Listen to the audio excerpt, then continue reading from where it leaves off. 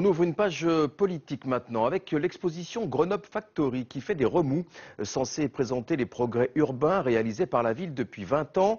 Elle a suscité une vague de protestations de la part de l'opposition municipale qui voit une autopromotion du maire Michel Destaut à 1 an des municipales. Aurélie Masset et Johan Etienne. Elle s'affiche partout en ville, sur des espaces publicitaires ou comme ici, place de Verdun en grand format sur une façade. Un slogan accompagné d'un portrait, les Grenoblois sont invités à découvrir une exposition sur le thème de l'urbanisme. De la communication politique dénonce l'opposition municipale.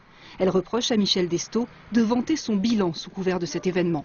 La majorité dit aux contribuables, donnez-moi votre argent et je vais vous expliquer avec votre argent pourquoi ce que l'on fait est bien. On a des photos d'un côté en noir et blanc où Grenoble tel que c'est tel emplacement avant les travaux et puis à côté bien sûr une photo elle en couleur où on voit le même site après le chantier. C'est dire le caractère très politicien de cette opération.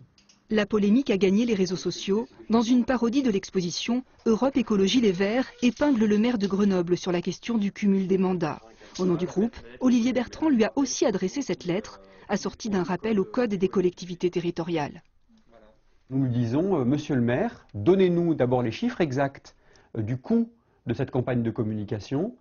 Et deuxièmement, laissez les Grenoblois s'exprimer. Il n'y a pas que vous, à 1 an des élections, qui devez avoir des projets pour Grenoble. Tout le monde doit pouvoir présenter ses projets.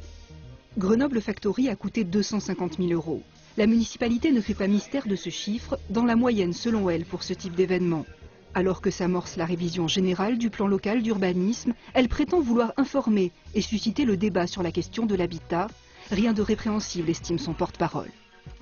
Il n'est pas interdit pour une commune de vanter ses réalisations. Je crois que c'est ce que fait chaque élu dans chacune des communes de France. Simplement, nous le faisons dans une vision prospective qui est celle de dire quelle ville nous voulons pour demain. La question, elle est posée. On s'appuie sur les projets existants, ceux qui ont été réalisés dans le cours de ce mandat, et c'est tout à fait normal. Et la ville envisage même de prolonger cette manifestation. Un succès dont elle se dit fière. Depuis son ouverture début février, Grenoble Factory aurait déjà accueilli plus de 10 000 visiteurs.